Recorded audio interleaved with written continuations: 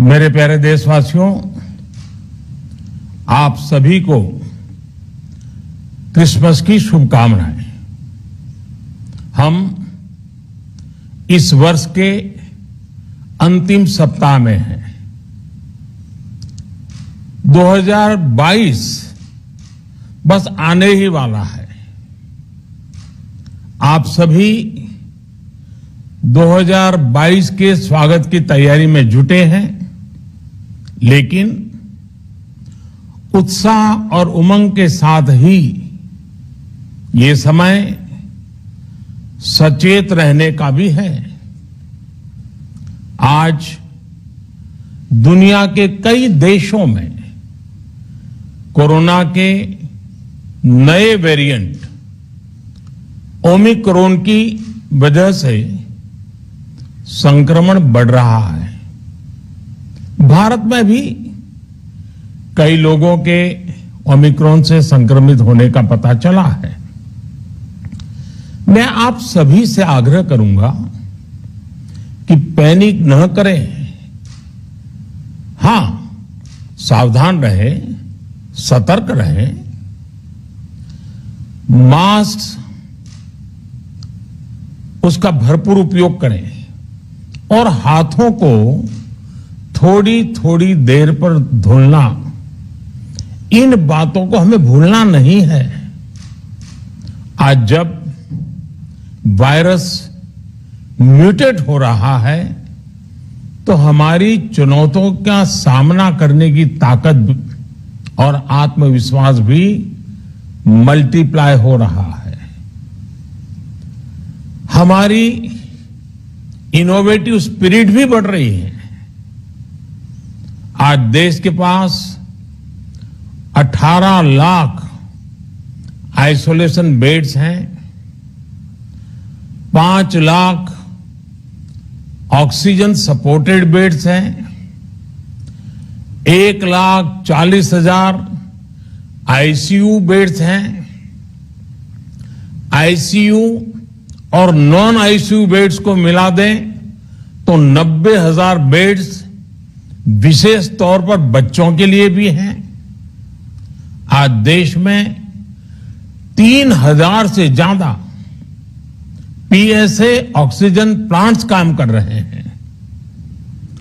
4 lakh oxygen cylinders देश भर में दिए गए हैं। राज्यों को जरूरी दवाओं की बफर डोज तैयार करने में सहायता की जा रही है। उन्हें पर्याप्त टेस्टिंग किट्स भी मुहैया कराई जा रही है। साथियों, कोरोना वैश्विक महामारी से लड़ाई का अब तक का अनुभव यही बताता है कि व्यक्तिगत स्तर पर सभी दिशा निर्देशों का पालन कोरोना से मुकाबले का बहुत बड़ा हथियार है। और दूसरा हथियार है वैक्सीनेशन। हमारे देश ने भी इस बीमारी की गंभीरता को समझते हुए बहुत पहले वैक्सीन निर्माण पर मिशन मोड में काम करना शुरू कर दिया था।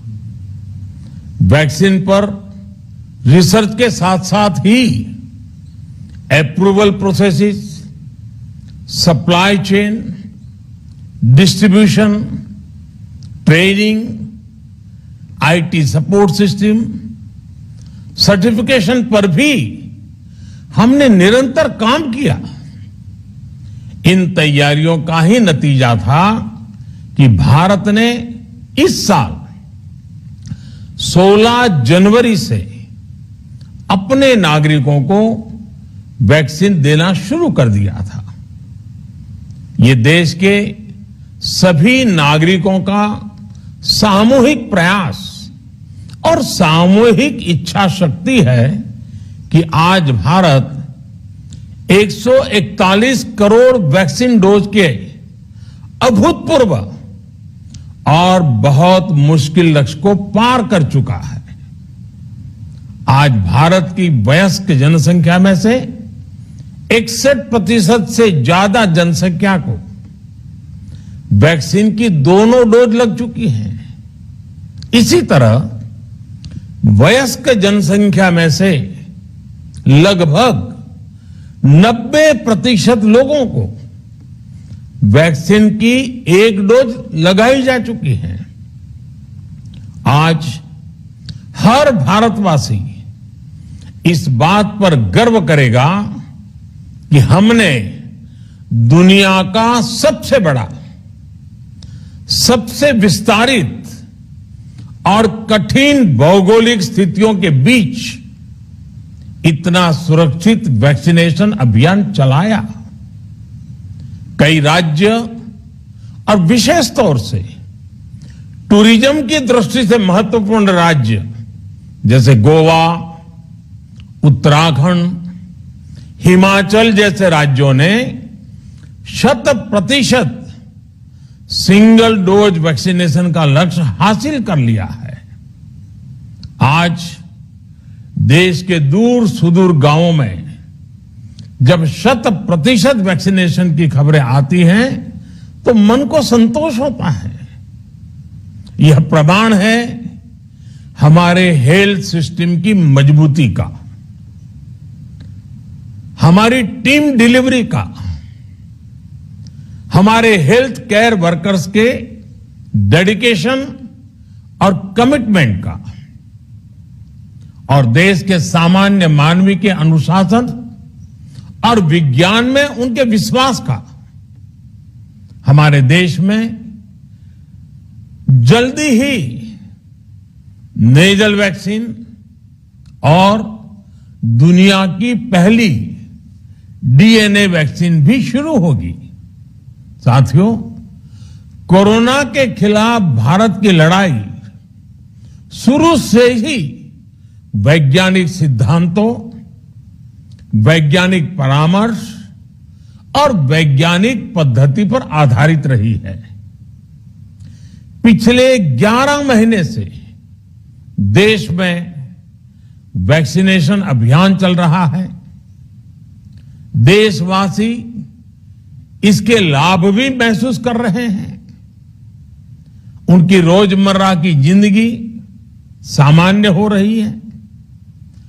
आर्थिक गतिविधियां भी दुनिया के कई देशों की तुलना में उत्साहजनक रही हैं। लेकिन साथियों, हम सभी जानते हैं कि कोरोना अभी गया नहीं है। ऐसे में सतर्कता बहुत जरूरी है।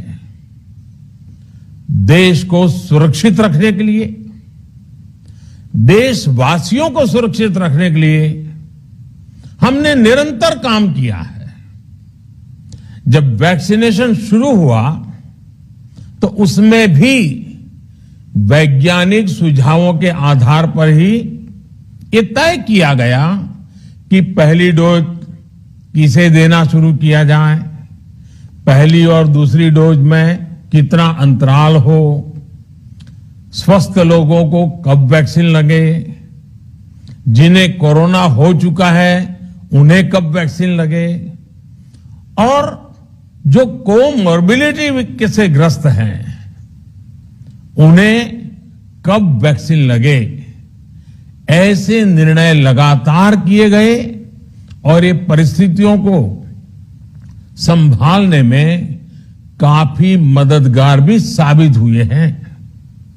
भारत ने अपनी स्थिति परिस्थिति के अनुसार भारत के वैज्ञानिकों के सुझाव पर ही अपने निर्णय लिए हैं। वर्तमान में ओमिक्रॉन की चर्चा जोरों पर चल रही है। विश्व में इसके अनुभव भी अलग अलग है, अनुमान भी अलग अलग है।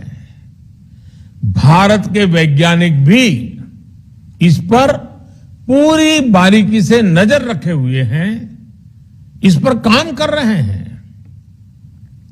हमारे वैक्सीनेशन को आज जब 11 महीने पूरे हो चुके हैं तो सारी चीजों का वैज्ञानिकों ने जो अध्ययन किया है और विश्व भर के अनुभवों को देखते हुए आज कुछ निर्णय लिए गए हैं।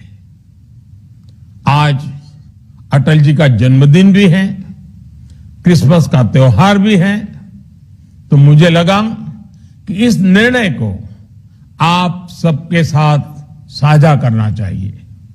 साथियों,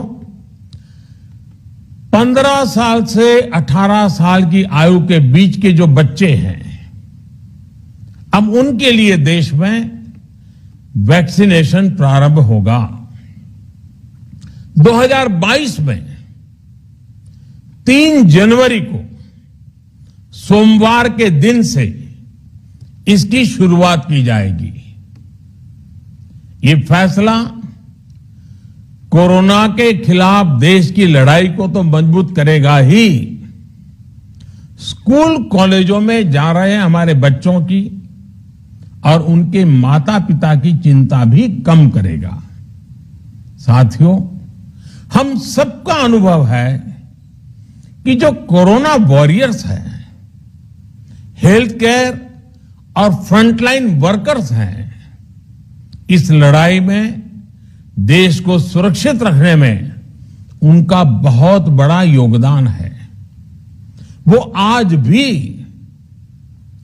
कोरोना के मरीजों की सेवा में अपना बहुत समय बिताते हैं। इसलिए प्रिकॉशन की दृष्टि से सरकार ने निर्णय लिया है कि हेल्थ केयर और फ्रंटलाइन वर्कर्स को वैक्सीन की प्रिकॉशन डोज भी प्रारंभ की जाए। इसकी शुरुआत 2022 में 10 जनवरी सोमवार के दिन से की जाएगी। साथियों, कोरोना वैक्सीन का अब तक का यह भी अनुभव है कि जो अधिक आयु वाले हैं और पहले से ही किसी न किसी गंभीर बीमारी से पीड़ित हैं, उन्हें प्रिकॉशन लेना सलाह योग्य है।